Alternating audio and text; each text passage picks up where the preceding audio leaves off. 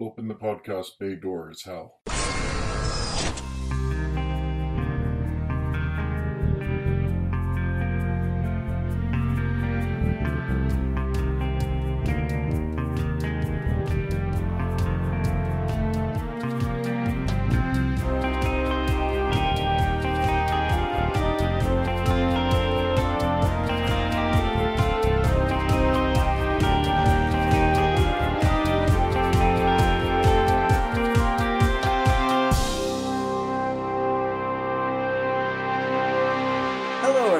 Welcome to episode 35 of Welcome to Geektown. I'm your host, Kurt Onstead. I've been a proud geek all my life, being into role-playing games, board games, sci-fi, fantasy, and especially superheroes and comics. And I want to help others join me in those pursuits. But I found that sometimes people can get overwhelmed or feel left out because they don't already have what some consider the requisite knowledge to be considered a fan. And that's where Welcome to Geektown comes in. Here you can ask your questions without feeling like a gatekeeper is calling you out for not yet being fully versed in every aspect of your new interest. First, a quick shout out to my patrons. That's currently Josh Bald, Michelle Cruz, and Utak Zul. I really hope I'm pronouncing that last one correctly. I appreciate your support and want everyone to know that. If you want to join in the patrons, you can do so over at patreon.com/welcome-to-geektown. It's just $1 per month, and in addition to getting your monthly shoutout, you also get access to the bloopers for episodes and full scripts. If you have ideas for other rewards that would entice you to sign up, let me know, and I'll consider adding them to the mix. One last thing before we get into the topic in earnest, and that is a content warning. I do my best to keep this podcast family-friendly. However, the discussion in this episode touches on adult themes. I won't be getting explicit, but if you normally listen to this with your kid or kids, you may want to check it out on your own first before sharing it with anyone that hasn't yet heard the talk. Okay, with that out of the way, let's get started. This episode, we're starting a new recurring feature that I'm calling Death Becomes You. Due to a Facebook discussion started by Joel L., I'll be going over some of the more unusual deaths that have occurred in comics. Now, usually I like to stick to the primary continuity of the universe in question, but because of where this online discussion began, I'm going to cover a non-canonical death in this premiere.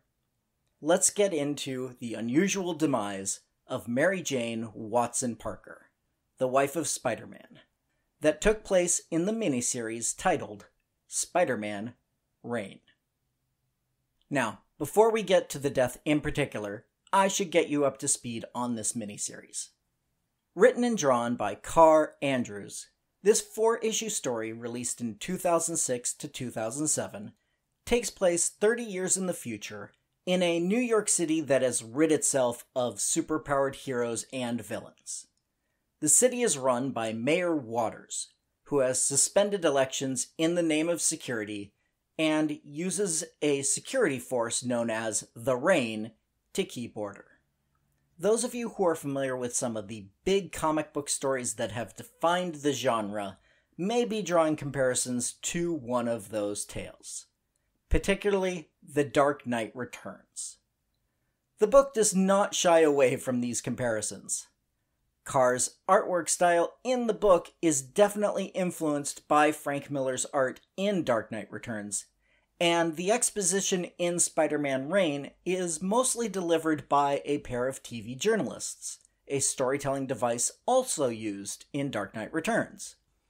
One of the journalists is even named Miller Jansen, from the last names of Frank Miller and Klaus Janson, the two primary creative talents behind Dark Knight Returns.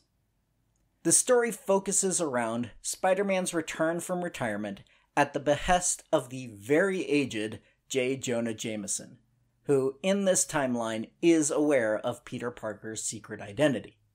Jameson has suspicions that someone in Mayor Waters' office, perhaps even the mayor himself, is infected by the Venom symbiote. This turns out to be true, with the mayor's assistant, Edward Sachs, being the one infected. Sachs/Venom plan to use the new web security system, said to be able to keep out any attacks from outside, to instead keep all of New York citizens trapped inside the web, and thus have an entire city to devour and turn into symbiotes themselves. Spider-Man is eventually able to defeat Venom, as well as the Sinister Six that Mayor Waters agreed to release from prison and let leave New York freely if they first destroyed the Wallcrawler. Spidey's able to do all of this despite being out of practice for at least 20 years and being shown to be physically worn down as a thin, somewhat decrepit senior citizen. The series ends with J. Jonah Jameson on the air proclaiming that while crime is back to its pre-Reign levels, that since the heroes are back as well, that all is for the best. So, how does all of this tie into the death of Mary Jane? We'll find out right after this.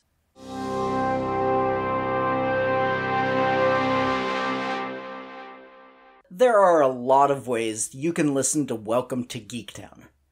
But did you know that you can actually get paid just for listening to this, or almost any of your other favorite podcasts? I recently found out about this free app called Podcoin, and it literally pays you to listen to podcasts. Here's how it works. You listen to podcasts, and you earn Podcoin while you listen. Then you turn that Podcoin in for gift cards at places like Amazon or Starbucks. Or if you're feeling generous, you could even donate that Podcoin to charity. The more you listen, the more you earn. Just download the app right now on iPhone or Android and use the sign-up code GEEKTOWN, and you'll get 300 bonus Podcoin just for signing up. Keep listening, and eventually you'll earn enough Podcoin to get a cappuccino at Starbucks or an Amazon gift card worth a few bucks.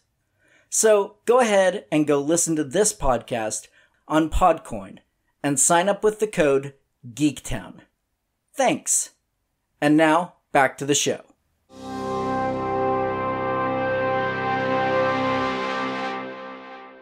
Now, let's get to the reason we're talking about this story in the first place, which is Mary Jane.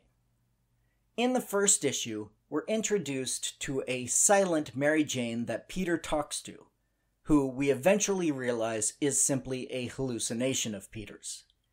It turns out MJ died of cancer years before the story opens. You may be thinking to yourself, cancer? That's sad, but it's not that unusual a death. Well, the details push it over the edge, as you'll soon hear. In issue 3, Spider-Man is rescued from a fight with the Sinister Six by Dr. Octopus. Sort of. More accurately, Doc Ock's autonomous arms, still attached to the corpse of Otto Octavius, rescue Spidey. They carry him off to the graves of Aunt May, Uncle Ben, and Mary Jane. They then proceed to dig up the grave of Mary Jane. We find out that Peter had buried his last red and blue Spider-Man costume with MJ when she died. And that's when we also learn the full details of her death. Peter, cradling Mary Jane's corpse in his arms, delivers the following soliloquy. Quote, "The doctors didn't understand how it happened. How you had been poisoned with radioactivity. How your body slowly became riddled with cancer. I did. I am filled with radioactive blood. And not just blood. Every fluid. Touching me. Loving me. Loving me killed you.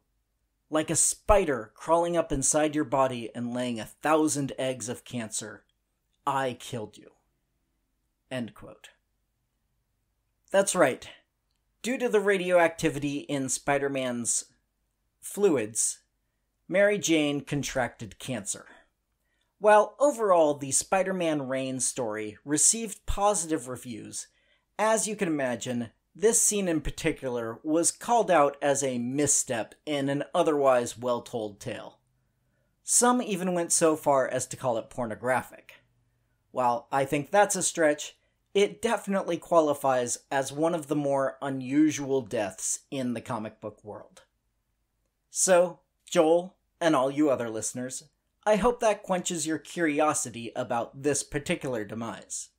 As I mentioned near the beginning of the episode, I plan to make this a recurring feature, mostly focusing on deaths that took place in the main continuity of Marvel, DC, Valiant, or other comic book universes. If you have a particular suggestion, feel free to send it in. It looks like this episode would be a little on the shorter side if we ended there, so let's brush off an old recurring feature and talk about a famous sci-fi/fantasy quote whose origins you may not know. One that I've heard paraphrased many times is, "The needs of the many outweigh the needs of the few, or the one." You've probably heard this, or a variation of this, many times in popular fiction. I've even seen people assume it's from the Bible, but its origins are much more recent than that.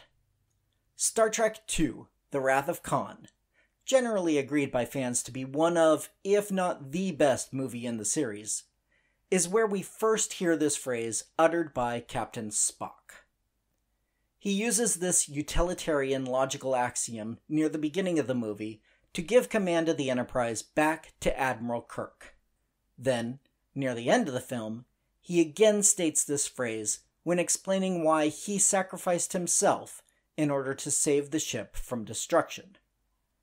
The phrase gets turned around in Star Trek III when Kirk sacrifices his career for the sake of saving Spock's Katra, his memories, or one could argue his soul.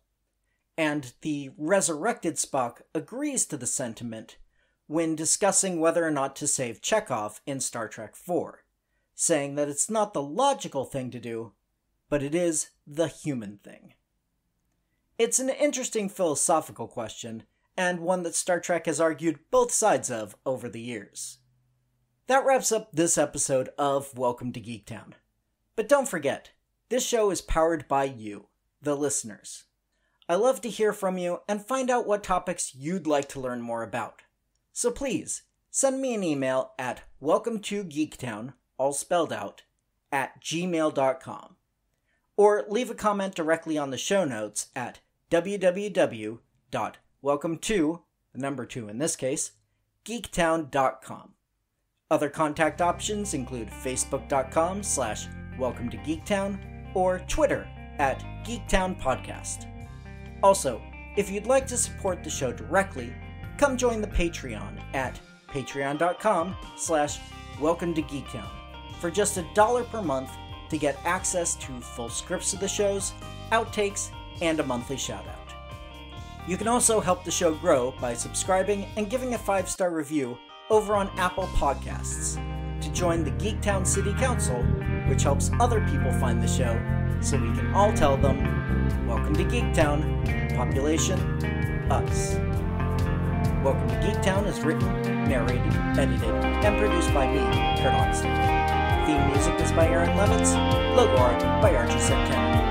All other sound clips are the copyrighted material of their respective owners, and no infringement is